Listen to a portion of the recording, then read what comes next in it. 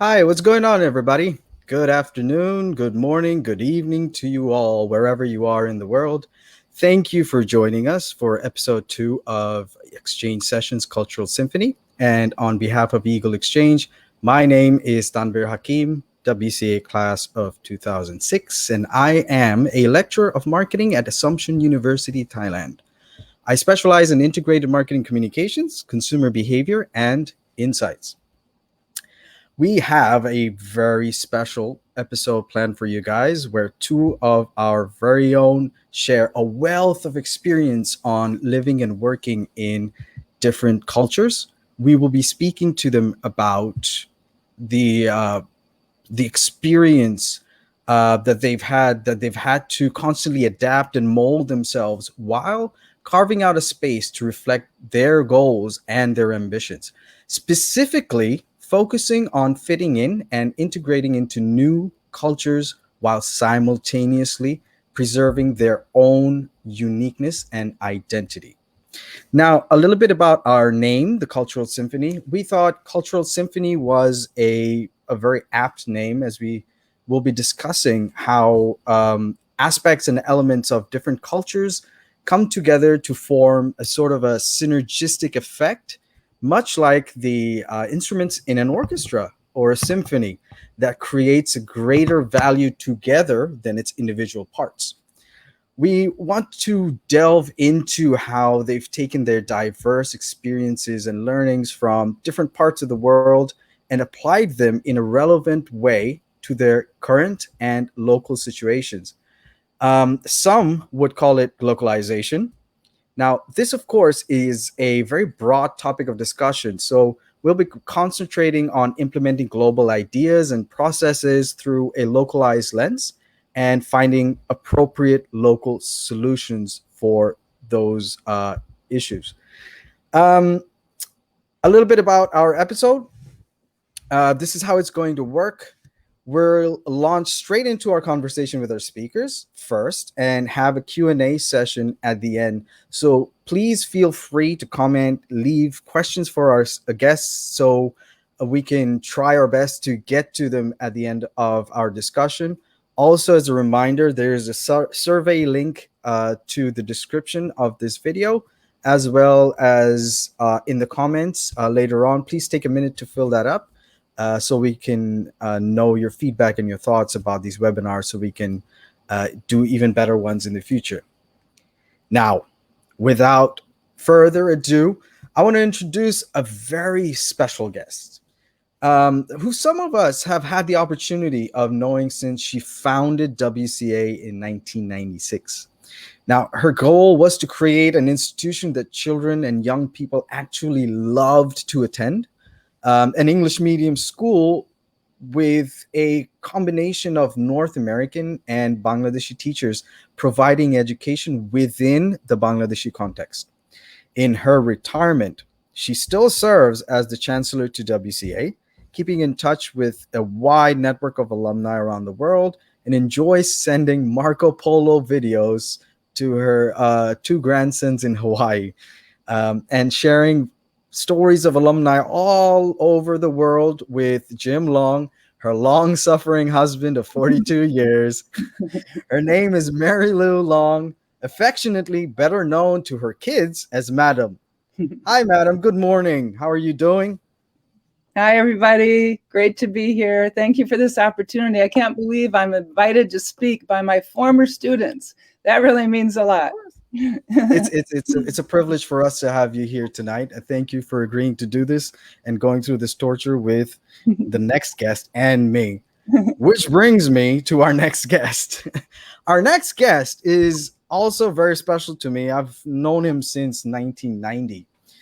He graduated from WCA in 2009, and he went on to graduate with honors from Cardiff University. He then worked in Myanmar for 2 years as a legal advisor before coming to Thailand to join me, as well as one of the largest legal firms in the world, DLA Piper. While here, he specialized in cross-border regional mergers and acquisitions, amongst many other things, as well as served as the pro bono coordinator for the Asia Pacific region, working with disadvantaged people in the Thai Myanmar border, earning him the recognition of being named the next generation lawyer by Legal 500 Asia 3 years in a row. He's now in Bangladesh working on domestic and gender based issues projects, as well as establishing his own firm, Nexa Legal Asia, with his friend and mentor.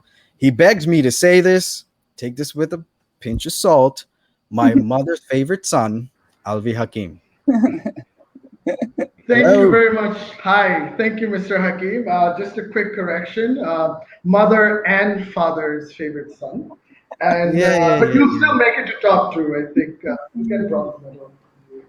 Yeah, I'm happy with the silver. I don't know where the bronze came from, but jokes aside, we're really glad that both of you could be here with us tonight. It's an honor and privilege for me as well as the whole team to have Madam with us, and also my brother, which makes me tiny bit proud. Don't get ahead of yourself. But with that, let's dive right in, shall we, Madam? Are we ready? Alvi, are we ready? Yes, Let's yes, do sir. this. Okay. So, Madam, I want to come first to you. When you initially started in the early 90s, obviously that took an incredible amount of preparation to move to a completely new culture, given the fact that you hadn't set up an organization before this. Now, we assume that you came in with very different perspectives to the one that was already existing in Chittagong at the time. So, in your opinion, what differences in approach to setting up or running an organization was evident to you initially? Okay, well, just so you know, Tanvir, that one of my favorite things to talk about is William Carey Academy. And I Yes. love to think back on those early days when everything was new and everything was an adventure, and you were in third grade and your brother was in KG2. And it was a lot of work. I'll admit that, but I would do it all over again in a second. But it's good to keep with our topic here and think back on some of the differences in setting up a new organization in Bangladesh as opposed to the US. I'd like to start by mentioning three things if you're taking notes. Okay, so the first one is is that you have to know about the new culture that you're going into. I did have somewhat of an advantage in that I came to Bangladesh in 1985 and I lived there for 10 years before I opened WCA. So I had time to observe the people and make friends, learn the language, learn the cultural neoms, etc. But even before we came to Bangladesh, I was reading books about the country and especially the cultural mores. So that's the first thing. You have to know about the new culture that you're going to. Secondly, you have to know who you are and what you really want to do in this new environment. So you have to have like a dream or a vision, and I had that. You have to have a mission statement and know what you really want your new business, or in this case, a new school, to look like.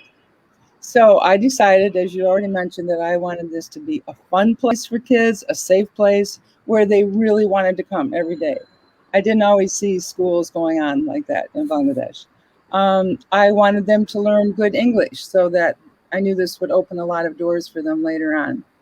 I wanted them to learn how to think outside of the box and have good problem solving skills and not just rote memorization. The curriculum would be very broad based and would also include the arts like music and drama and drawing, as well as extracurricular activities.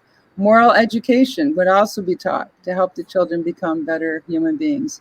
And the teachers would be some of the best, which you can all name today, both Badeshi and Bangladeshi teachers, who would make the lessons interesting. That's what I wanted as a student, to go to school and hear something interesting.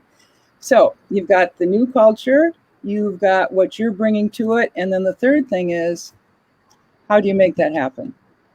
Well, I found a book, believe it or not, called How to Start a School. And I just carried that around with me and just went step by step trying to put things in place. The first thing I did was to choose a school board with 7 people. There were 4 Bangladeshis on the board and 3 Badeshis. We started meeting every month for almost a year before we opened the school.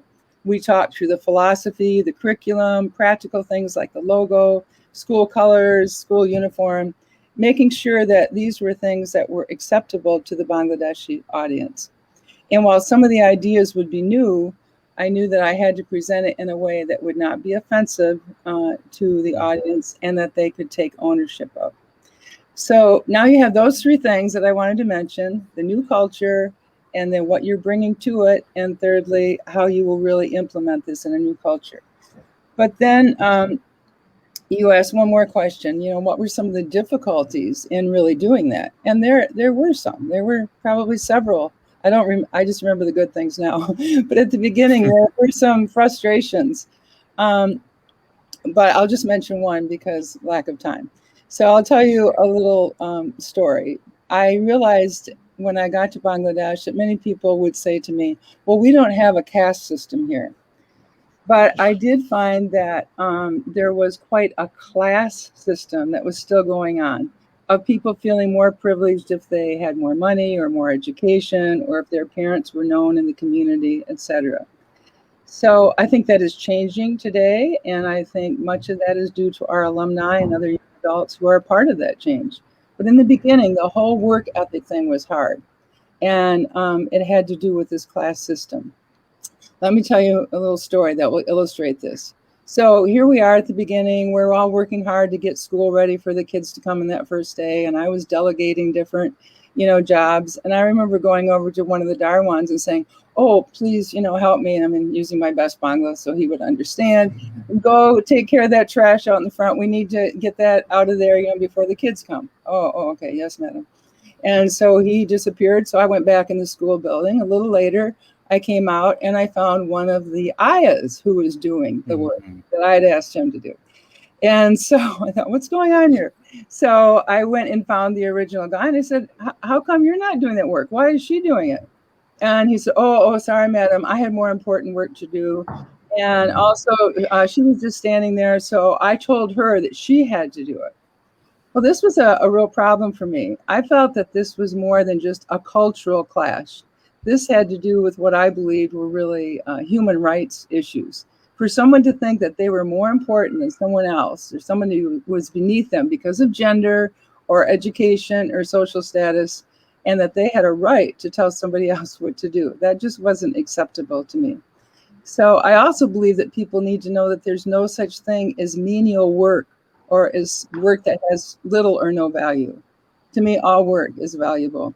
So this was an issue worth fighting for. This was not just me being an American in a foreign place, wanting to get things done, as I know Americans are known for. Like, come on, let's do the work, But this was a global issue in that I wanted to promote this to both staff and students alike. So, this was just one of the difficulties I found in starting a new initiative, learning the culture, but then struggling with what I could live with and what was a non-negotiable as far as introducing new and better ways that will help to build a global sense of best practices. Okay, so wow, that is a great answer. No, you're absolutely right. There is nothing called menial work. Work is work. Everything contributes to something. It's always trickling up or a trickle down effect, whatever you want to call it. It is it's a great way of looking at things, especially when you first came down. It was the culture shock may have been a little bit jarring. Well, like you mentioned, you were here in '85, but actually setting something up would have been tough.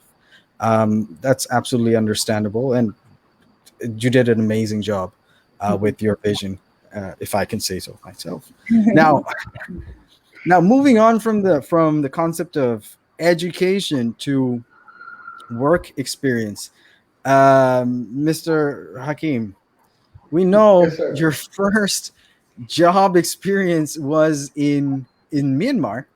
Can you tell us a little bit about what you learned there in terms of work culture and adjusting to local hierarchy? Because local hierarchy is a big deal, because we don't always know how to navigate those things initially. And how was it different from your experience in Thailand? Can you draw similarities there as well? Wow, that's a very good question. Firstly, before I start, I'd like to thank Madam for being here. It's a great honor to be able to speak with you today, with you as well, Mr. Hakim. So let us just, before I dive into the question, I'd like to give a bit of background just for context. So when I first went there, Myanmar, it was my first job straight out of law school in an unknown country. And believe it or not, the maximum I knew about Myanmar was from a Top Gear special episode on Myanmar with Jeremy Clarkson and those guys. Yeah, I remember that. and so the country was still under military rule. So this is pre Aung San Suu Kyi elections back in 2013-14. So this was a country that was still opening up, and a SIM card was worth 250 US dollars, one SIM card.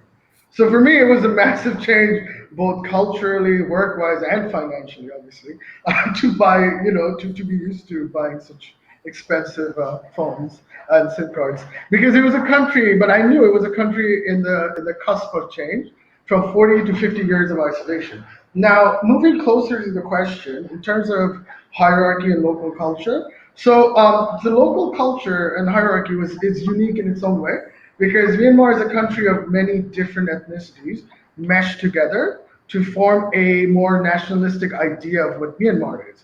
So some were embedded in the sense of belonging to a new era, far from the British colonial regime of Burma. Actually, if you call Myanmar Burma, if you say Burma, a lot of Myanmar people do get offended. And so there were some aspects of racism, I will have to admit. There were through a common sense of hatred towards a certain ethnicity and people of a certain religious group. However, I would say that mostly my colleagues were charming, and their concept of being a Bengali Muslim was far from what I represented to them, hopefully in a positive way. So I looked at it from a wider sense, wider angle. See, and just to try to understand why they thought the way they did and how that impacts the hierarchical structure. It's a country coming out of literally the dark ages and getting into technology and foreign exposure. And there's been generations that have been programmed to think in a certain way. Now, sorry, just with that backdrop, going to the core of the question, with regards to work culture and hierarchy, it was a bit of a challenge initially. So I'll give very small examples just because of time restraint. So especially in the work culture, it was still embedded in the colonial era of bureaucracy, plenty of paperwork, completely analog, everything analog system, right? And as a result, it was fax machines were a very common use of uh, interaction. So Stone so Age. sending emails, yeah. So sending emails, instructions on emails, and interacting faster in a more direct pace. That whole concept was foreign. Now I grew up in Bangladesh, right? But I had the privilege of being exposed to the concept of globalization at a very young age. And thanks to this young lady with us today, thanks to Madam, because I would say that the WC educational system, the way it has been set up, it was years ahead of its time. Like, for example, like the ideas that came through the GPA system, for example, right? It was implemented in Bangladeshi educational institutions at least 10 years after we started. And also, as Madam said, drama, speech. So all of this and history, it all invoked critical thinking. So I think that my exposure to critical thinking in school, helped me understand my surroundings more carefully, and also bring in the efficiency at work in slow increments. You know, and it took almost a year to really come to terms with it. And my colleagues, to their credit, they really look to embrace it slowly. Yeah. So your second question, am I correct? The second question about moving to Thailand, right? Yes. Okay, so that was a drastic change. As I see it, like there are aspects of the Thai culture, especially in the workplace, I've seen extremely professional, efficient method of working in comparison to where I was. Now you're going from 2G internet to 4G. I mean, it's a small thing, but there's a mass difference, right, in connectivity and how people connect. It was like a Back to the Future scenario. So I felt like it was, going from analog to digital and skipping in between the transitions, basically. Now, Thai culture is steeped into tradition. Thank you, madam, for Hmm. with that. Steeped into tradition with a strict hierarchy, which must be obeyed and maintained. And there are established practices which actually impede in efficiency. Now, a very small example. When I first joined, so I was the youngest in my office. Even the support staff and everyone was old, like senior to me, right? But I was given an assistant, a secretary, and she was senior to me. So instead of sending her an email with one word, just to assist me on something, I Hmm. had to go to her desk, greet her kindly, in a passive aggressive way, ask her, how are you doing? How are you busy? And then once she gives an indication that she has time, then I'd have to go back, send an email CCing the partner who's more senior to ask her to do the work. Now you see, like this is just a simple example, but like lawyers' time is billed by the hour. So, and the time that could be accomplished in 2 minutes, I had to spend, say, 30 minutes where I could have done billable work, essentially. And Wait, but that counts as billable work, doesn't it? I mean, the extra time you put, the longer it's billable. yes, but see, the thing is, right? So you have a budget. Say this X amount of work will take 5 hours, right? So 5 hours of work, these are additional times that law firms have to, Mm. cut out. So that affected the efficiency. And with Myanmar and Bangladesh similarity in culture, like I mean, one thing I found similar in the culture is Myanmar culture. People are more direct. Like in Bangladeshi culture, we're more direct. We discuss with each other. So there was a bit of similarity on that. Okay. Mhm. Okay. So, I mean, there's similarities there, but what about, dare I say, implement? Okay, we'll come back. We'll come back to that later.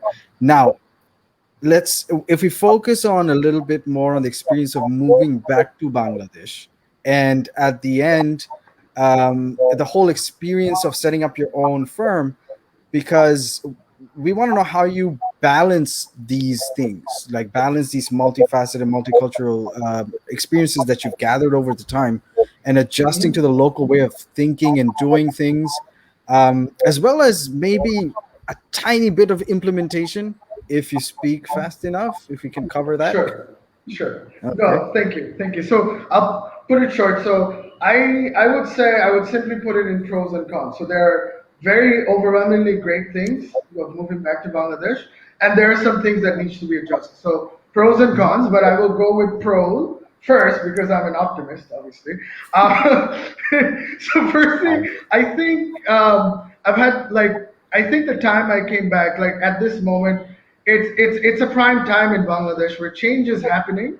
Bangladesh is at an unprecedented state of stability, which provides adequate growth to its economy, culture, and our socio-economic well-being. So moving back after 11 years, actually, it does have its challenges and cons. So I think the first pro is the hunger of everyone, the hunger and the scope. And I can only talk about the legal industry, but I can see around my colleagues and peers in other industries, everyone wants to grow. The professional mindset, the kind of deals that are happening, the foreign investments that are happening in Bangladesh, they're truly catering to an international standard. So I think, and especially where our legal fraternity in Bangladesh is already at par with any in the region. So it is an exciting time to be there. And Mhm. and also there's some large homegrown conglomerates that are truly in the international level. So to expand outwards. So our expertise, my expertise, and the experience that I bring in, it helps provide that service to our clients in the region as well. Now, your second question, if I'm not mistaken, was how does this multifaceted approach help, right? Mhm. So Yes. in the experience, it helps where there's a like my experiences say in Myanmar helps you understand the multifaceted approach where there's like a drastic change from the old ways to the new, right? With a balance between the past, present, and the eye to the future because it was moving so fast. So implementing incrementally new ideas and new ways of looking at things. So like Nexa Legal, our vision is to break free from the traditional concept of law firms and actually take a more collaborative approach. So we're set up in a way where it's a one-stop solution for our clients, right? So if a client has an issue in Bangladesh, but they have business in the region, we manage their work from there. So I mean, the obvious cons now, going to the cons, we're in transition. There's still plenty of work that needs to be done in terms of efficiency and quality of service. One concept that I found overall in Myanmar, Thailand, and Bangladesh is that if a lawyer or any other professional in their own field, if they work till 10 p.m., that means they're hardworking, they're very good, But we don't see that. There always must be a balance in personal and professional life, and physical health and mental health are key to work good productivity and work quality. So I think there needs to be a lot more emphasis on mental health as well. I mean, a professional who can get their work done and take time to take their dog walking in the evening, have quality time with their family friends, is someone who can manage their time efficiently. So we'd like to emphasize on quality over quantity of time spent. And I mean, there's another basic matter that I can share with you if I have time. But I mean, with regards to emails, nobody answers emails. I mean, you have to call someone. About emails already. Huh? They talk about emails. Yeah. So yeah, I mean, there are a few things, but yeah.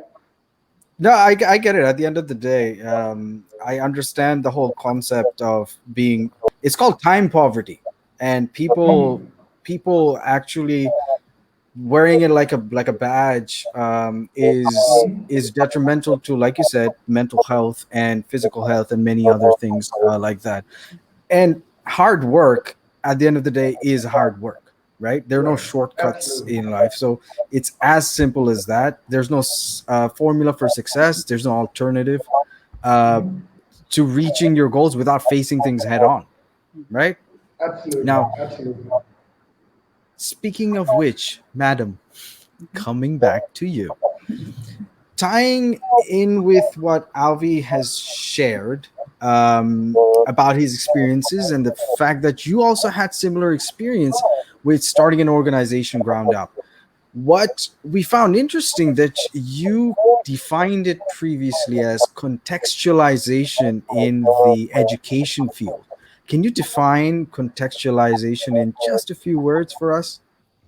Yeah. Well, one definition I found, I'll just read here.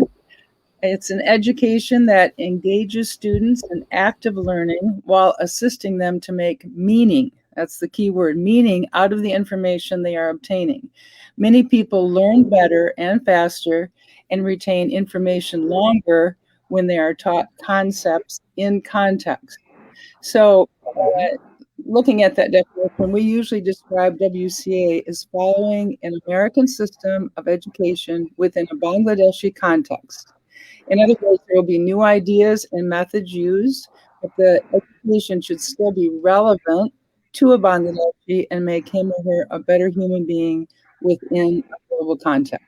So that kind of sums it up. Okay. No, that's great. Now, understanding the given the differences in culture, like you mentioned, how did you go about transitioning from what you knew theoretically or knowledge from something knowledge based to actually getting things done in practice, like implementation wise? How did you adapt to the local ways? Okay, well, first there were some just practical things that weren't even really related to education, but then in a sense they still were. For instance, I had already adopted to the Bengali dress of wearing either a shalawar kameez or a shari for more formal occasions. That was quite a feat, learning to put a shari on. But I felt it was more appropriate to wear this in a very traditional city like Chittagong. So I thought, okay, let's just take care of that. Then when it came time to start the school, I visited several schools in Bangladesh and also in India. I went on a little educational tour. And just to get a feel for what is expected in the educational setting in this culture, because I knew that schools, just looked different. They were different. I picked up some school handbooks along the way from these schools before we wrote our own. And then we worked together with the school board and others to set up the school calendar to observe all the Bangladeshi holidays. Once school started, we did things like singing Amar Shoner Bangla in the mornings, and I made sure that I knew all the words in Bangla and the tune, which is a little tricky. We taught one Bangla class per day in every grade, but the rest of the day was only English. And most of all, we wanted the children to be proud of their heritage and proud to be Bangladeshis. So those were some of the cultural ideas that I had to adapt to. But then again, we had to think of some of the new ideas that we were introducing, ideas that were global ideas, such as punctuality. We'll be on time every day for school, not having excessive absenteeism. The boys and girls would be given the same treatment. That was something a little different. And the same opportunities, such as both being able to play sports if they wanted to. Extracurricular classes were now offered within the school day. Scholarships were offered to those in need. Guidance counseling was offered as we got to the older grades. And that just names a few of the things. So some of the new ideas that we brought to the local setting and how we implemented them. And then one last thing I want to say about this whole idea of adaptation is that you still have to maintain who you are. I think there is such a thing as over-identification. I mean, I will never look Bengali. I'm too tall, I'm too white, whatever. I love Bangladeshis, but I can't become one, and I shouldn't try. At school, I tried to be very Bengali. I tried to think Bengali so I could relate. But at home, I was still an American.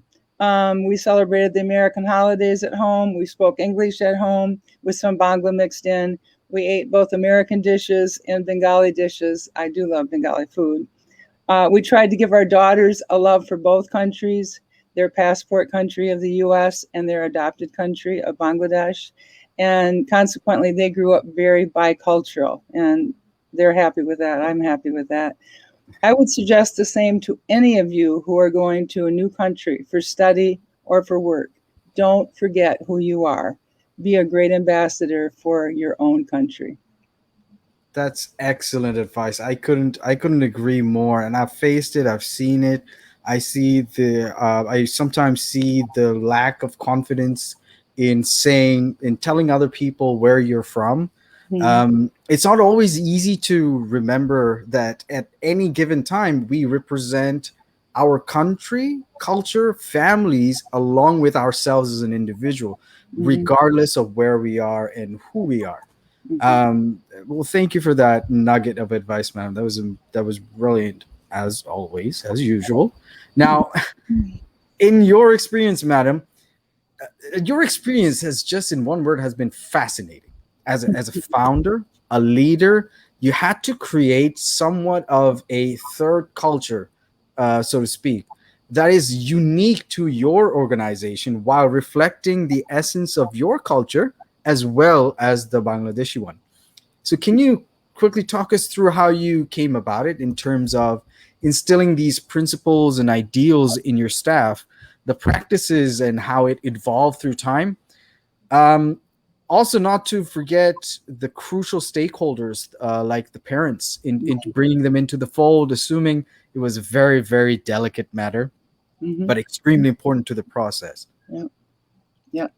Okay. Well, yeah, these are all good questions, and I appreciate them. As I thought this through, I thought it was interesting that you mentioned a third culture. There is a lot of literature written about this, and before I came to Bangladesh, I read some of these books, especially on the literature written about TCKs, or third culture kids, because I knew I would be raising two TCKs of my own in Bangladesh. But then as I started to get into the school, I realized that we really had a whole school of TCKs, kids who had their own culture, and I would stress the importance of that. We didn't want to take that away from them. But now they also had some new global ideas, and then they would meld those two together to actually create a third culture that would be uniquely their own. That's why many of you alumni, you get together and you just say, oh, nobody really understands this like we do, because you have that third culture that's kind of been created.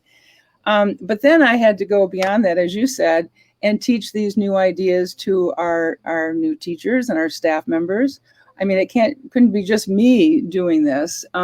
So how did I communicate that to them? Well, it all comes down to training and education. For the Bangladeshi teachers or those coming from outside, I would recommend some books even before they came that they should read on Bangladeshi culture.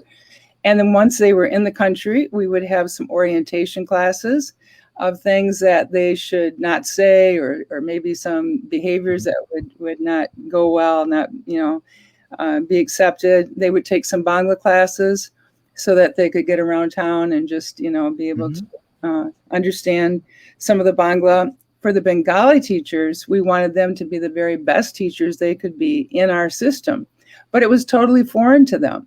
So we would keep these teachers after school, not that they were naughty, but we would give them classes in English so that they could improve in their English, and then classes in teaching methodology as to how to write a good lesson plan, how to use outside resources, how to use effective discipline in the classroom, and so on.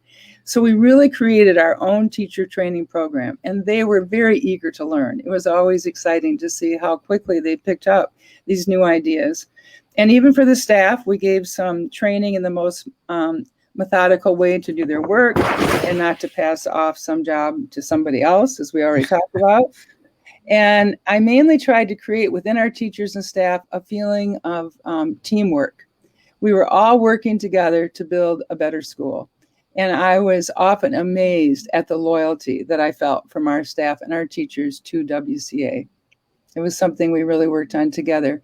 And all of these new ideas were to certainly be taught in an arena of respect and humility. As Americans, we had to be very careful not to come across as, listen to us, we have a much better idea. I know that's typical sometimes of Americans. And I would warn against that, hopefully by modeling it in front of them. And then lastly, our parents that you mentioned. I loved our parents. I still keep in touch with many of them. I would often call on them for advice. I felt that we had a mutual respect for each other, and that was important. After I listened to what they said, I would assure them that I would do what I thought best for their students based on our discussion. I also used the monthly parent paper that went out to every student's home as a means of educating the parents to our school culture. I would talk about some of the common problems and concerns that I had as a parent and with my daughters, and that seemed to create a bond of understanding with them. So I think that kind of covers what you asked for. Absolutely, absolutely. I mean, it sounds like you had to have a very delicate approach to handling these tricky situations, especially as parents are such important and integral stakeholders in a school. But additionally, you had to traverse the cultural differences and expectations, which would have been no easy feat. So I mean, you deserve a lot more accolades for all of that than you get. And one more thing is these stories we haven't heard any of these stories before, so these are very new to us. This is groundbreaking breaking news. But thank you for that. Now, if I move to Alvi, I want to just ask you quickly. You've headed DLA's pro bono for several years in the ASEAN region. And I'm sure you had a certain degree of autonomy when you were in how you operated. But now that you're at the start of your own journey in your own firm, I want to ask you about the importance of creating a strong network in this rapidly shrinking world. It's undeniable that it can give you a big advantage over your industry peers. Now that you've had experience networking in 3 or 4 different cultures, has your approach to networking changed at all or evolved? Has it evolved or changed in any way?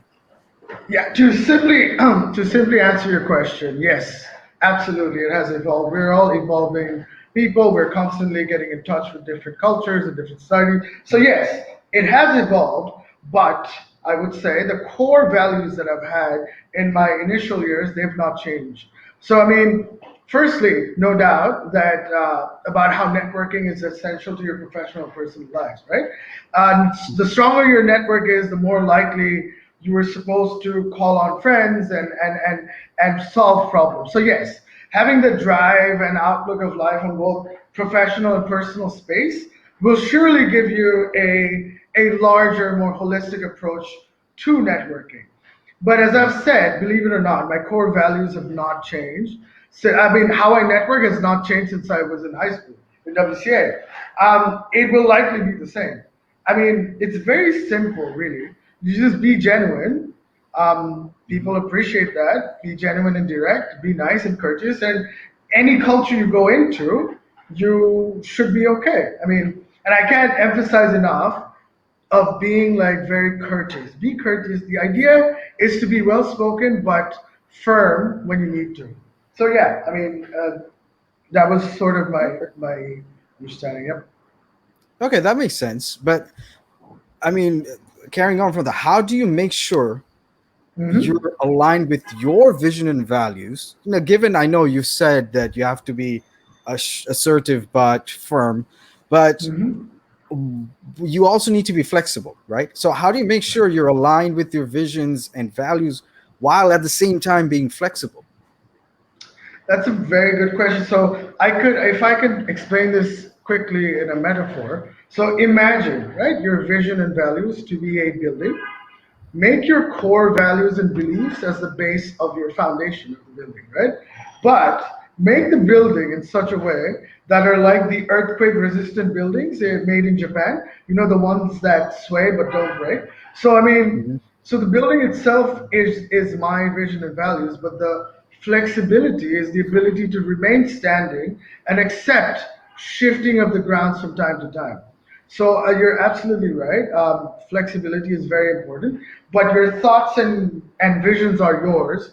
There's no Mhm. chance of changing the foundation because if you do that, then the building will collapse. So make it in such a way that you're accepting to most people coming in, and there's a sense of flexibility if given pressure, but but also make sure the building sways and doesn't break. Does that make sense? Essentially, the energy you give out, you Mhm. attract the energy you give out. So your vision and values will attract those who see it and understand it and respect it. And you should always try to improve yourselves by being open to ideas. Does that make sense? Yeah. No, that's perfectly surprisingly clear. It's a good metaphor, and I can picture it in my head because when we were talking about the swaying of the buildings, it's either your foundation is either strong or you're building a house of cards, correct? Right. And I'm sure the listeners have also could see it in their heads, what you were saying. Well, that's a very good answer, thank you, madam. Thank you. Now, speaking of networks, we can't help but acknowledge you for the relationships that you've built over the years with your staff, students, parents, and even the wider community at large. What advice would you give to someone moving across cultures to foster lasting professional and personal relationships? And I'm saying we're nearing the end right now, so this will be our last question from the senior smarter Hakim.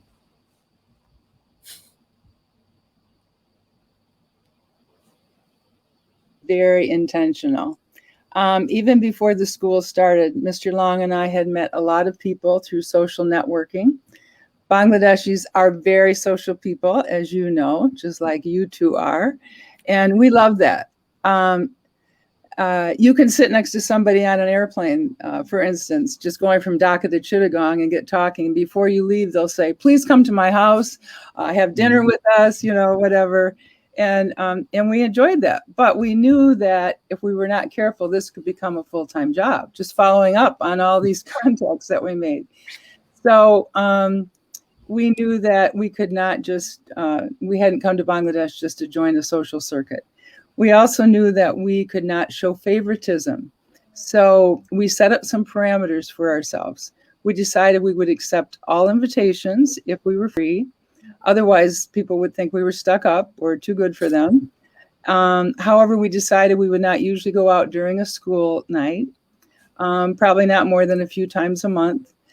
Then, in addition to that, Mr. Long also joined the Rotary Club, which was a good way to meet other men in the community and to be involved in social service. And now that we are retired, we've been able to connect with many WC alumni at their various universities or places of work. And this has been so fulfilling. Again, it takes some time and emails to set up the details of where we're going to meet for these mini reunions, but it is so worthwhile. And I think, just like Alvi mentioned, that in any networking, you have to be sincerely interested in other people. If you are networking just to impress people or to advance your own interest, people will see through it and they'll get tired of it. But if you have a genuine interest in people and you come across that way, it will definitely work to your advantage. And you will be able to help more people. And in return, you will be blessed, just as I have. Wow. Wow, that's amazing. That is extremely well said, and you're absolutely right, madam. Being having been to these mini reunions in Thailand a couple of times, I understand how difficult and the kind of dedication you need, time you need to put into, gathering people, finding a time and the location that's good for everyone. It's very, very difficult to do, and again, hats off to you for that dedication and love that you keep showing the whole alumni network, and hopefully for many, many, many, many years to come. Thank you for that. It's highly appreciated on behalf of all the alumni that has had the pleasure of knowing you. Now, with that, we come to an end of another great session. We've just heard Madam and Alvi, from Madam and Alvi, excuse me, that the concept of being exposed to and acquiring more global experiences and processes and ideas and applying them to a whole new setting requires tremendous amounts of flexibility and careful implementation. The key is to identify these sweet spots or the right combinations of the do's and the don'ts. And we should all strive to improve ourselves by being open to new ideas. You attract the energy that you give out, like Alvi said. And like Insia said last episode, you have to keep trying new things and approaches till you find what works best for you. If you don't try it, you don't know that it's not going to work for you. So thank you for that as well, Insia. And yes, Insia, I do listen. Alvi, you've walked several different paths, racking up loads of experience and knowledge to get to where you are now at the start of a new journey. Thank you for sharing your insights on the importance of being genuine, connecting with people, maintaining a work-life balance, no matter how hard that may be, and the importance of creating a strong base for yourself, right? There's no alternative to hard work, and I hope we can all stay true to that way of life. I can say we're all very proud of you. Madam, Madam, many of us have known you for most of our lives, but have only known parts of your story. Thank you so much for inspiring us with more of it today. Moving to a foreign country with young children. Hi, Melanie, Megan, if you're watching. And going on to founding and leading a unique type of educational institution that's built on respect, understanding, and authenticity. And we admire how you led students, teachers, staff, parents alike with such care and consideration in a different culture to yours, adapting to it, adopting it, all the while being authentically you. So hope we can carry on with such positivity and navigate through life in a similar way to what you have blessed us with and what you have shown us by being such a good role model. Thank you once again. Now, we hope this episode of Exchange Sessions and the one before this provides some unique insights to all the listeners, all our kids, whether you're alumni, whether you're studying in school right now. It paves the way for future sessions that kind of enables idea sharing amongst us as peers, our alumni, current students, teachers, everyone else that's tuning in. Everyone, we're all inclusive. We're trying to build this base of a platform for you to join and share relatable experiences and challenges we've all faced, and at some point will end up facing down the road. These opening or creation of open pathways for healthy debates and discussions, to make them engaging and relevant, ultimately boosting communication and creating strong networks. I mean, it doesn't matter whether you're from the class of 2006 or class of 2021 or 22, 23. Doesn't matter. We still have tons to learn from each other. And like Madam will say, learning never stops, and it never will till the day we are no more. Now, with that ominous in that ominous note, um, I will open the floor up to questions. If anyone has any questions for Madam or for Alvi, now is the time to do so. Thank you for joining in once again and listening to us. Um, okay, so Hassan, hey, good to hear from you, Hassan. As a question for Alvi, bhai, how did you maintain a personal life in DFDL, then DLA, with the immense pressure in corporate practice? Is it either one or the other, or how do you balance both? What is personal life? No, that's a very no. As I said before, Fair actually, question. what we were discussing now, and Hassan, hi, good to see you. Good to hear from you too. What you have to do is there's a culture where, as you said, we're wearing this badge of overworking with like a badge of honor, right? I think the key is time management, really. The key to being a good lawyer is not someone who knows the law as much, but more as someone who can balance their time and efficiently and give their time to their clients. So I think, Hassan, as hard as it sounds, and I know you face it and in your practice as well, the key is compartmentalizing and using time efficiently. So when you're waking up till you're going to sleep, no time is wasted, no time is like every bit of minute is accounted for. But also leave a big chunk of your time for a nap or something that you like doing, reading, listening to music, whatever it is that you do, because that ultimately creates what do you call more efficiency in your work and productivity. No, that's a good question. That's a good answer. I mean, sometimes it's easier said than done, obviously, because there's a lot of many other factors in coming into the whole personal and work life situation. But yes, at the core of it, you're right. Absolutely, I agree, Madam.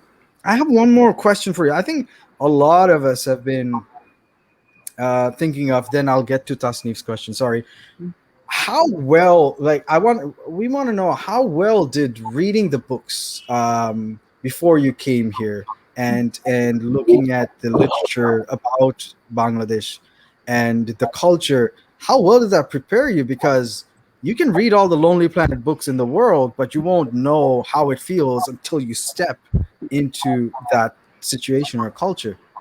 Yeah, that's definitely true. And but I think there's always so much we can learn from reading any book. But whenever you do, you have to run it through your own filter. Mhm. When I got to Bangladesh, I remember thinking, oh, well, that's how they said it would be, but it's not necessarily just like that. And maybe it's because I didn't perceive it that way as the writer of the book did. So, you can't just take everything at face value. You have to make sure it's yours and that you kind of, make it your own and all. But I think if nothing else, I was just aware that I was going to a very new and different place. I wasn't going to be in Kansas anymore, Dorothy. This was something different. And so I think you need to do it. Otherwise, it could be a real shock. If you just step out that plane like, wait, where am I? Because I had never been, I had only been to one other foreign country before I came to Bangladesh, and that was to Nigeria in Africa, which is totally different, And so by reading, at least it mentally prepared me for some of the changes I would see and experience. But there's nothing like really being there. And but No. it was a very, like I say, it was a very positive thing. Some of that's your attitude. I don't think I came Mhm. like I'm afraid of this, or I was always amazed at some of my friends in the States. The first thing they would ask is, what are you going to eat there? Like, I don't know what they thought, bugs or something. No, but I think it's going to be good. And little did I know it was even better than I imagined, But I think sometimes people are afraid of differences and anything that they just hang on to their own, And I just loved experiencing all the new things. I loved riding in a rickshaw when we first got there. That to me was just great. And so you have to be adventurous, so to speak, when you go to a new place and learn all that you can. But like we said, don't forget who you are and then just kind of blend it all together. So, yeah, right. No, that's absolutely correct. I think mindset is one of the strongest things, like going into something. Mindset is very, very important because people fear what they don't understand or know or haven't experienced before. So mindset is key, being open to new ideas. Absolutely, you're absolutely correct. Now I'll go to Tasnif's question for both. If you were to have a hypothetical culture, so now we're building a fourth and a fifth culture, yeah. um, you were going to live in, what would be your go-to cuisine, music, and attire? That's interesting, Tasneem. That's a good question. Anyone want to take this first? Madam first. Madam, you want to? Yep, madam, you want to take it first? Well, yeah, that is a very good question, Tasneef. Like if I'm going to build this world, I think it definitely would have to be Bengali food, I tell you. But on this question, I would like to say this. I think there's a principle here. I have known people that always, wherever they always wish they were somewhere else. I had friends that would come to Bangladesh and they'd say, "Oh, I just miss going to the mall," or "I miss going." Isn't it? It's hard. We have to give up so much, being in Bangladesh. Then I would meet up with them back on home leave in the States, and they were like, "Don't you miss Bengali food?" Oh, and I just really miss this or that. So one of my principles that I learned early on was wherever you are, be all there. When I was in Bangladesh, I was just happy to be there and I loved the food and I just celebrated everything that I could do when I was in Bangladesh. And I didn't sit every Friday night and say, "Oh, I wonder what I'd be doing right now in America." No, I was in Bangladesh. When I got back to the States, I tried to pick up with my friends there and, get up to date with everything and enjoy some of the food that I couldn't have when I was in Bangladesh, or wear my clothes that I wanted to wear. So anyway, I think we can always create some new place that would be perfect. But no, just look where you are and say, "This is where I am. Let's celebrate that." Okay. That's a great answer. That's a great answer. Thank you for that. Alvi, try and beat that. No, I mean, I wouldn't be as imaginative. I'd go for, it's very easy. What would be your go-to cuisine? Guru mangsho, like Chittagong Guru mangsho, Mezbani Guru mangsho. Music actually would be Miles, Bangladeshi band Miles, the feedback, the old school Yeah. one in the 90s, and attire lungi. I mean, it's so comfortable to just sit there and just enjoy. No, okay. No, that makes sense. That's if you combine both of your answers, we have a great answer. And with and with that, is we're going to stop right there. I can't thank you two, obviously enough for agreeing to do this, for sitting through me talking to you for an hour. That was But really I hard. can't. Yeah, yeah. And I want to thank the audience as well, for whoever's listening and tuning in. Thank you for being with us, all the alumni. Without you guys, there's no us, and we're stronger together. And I can't not thank the Eagle Exchange, the team: Sarah Shelley, Ishraq Khan, Zahin Chaudhary, Shair Akbar Hussain, Tasnif Tariq, Tashmia Haq, Sifat Yusuf, Ashfaq Rahman, um, uh, Shair Akbar Hosseini. I don't know if I said it, but if I missed anyone, I'm sorry, but you guys know who you are. Thank you for this extreme support. Thank you for making all this happen. And with that, I bid you good night, good evening, good morning, wherever you are. Thank you for tuning in. Please take a minute to look at the survey, and give us your feedback. Thank you once again. Bye. Uh, Tanvir, we have a feedback. Yeah. They said you're looking really good. That's what Tashmiya wrote. Thank you, Tashmiya, but It's the also constructive feedback. Bye, uh, guys. thank you. It was Bye fun. bye. Bye, madam. Bye, bye.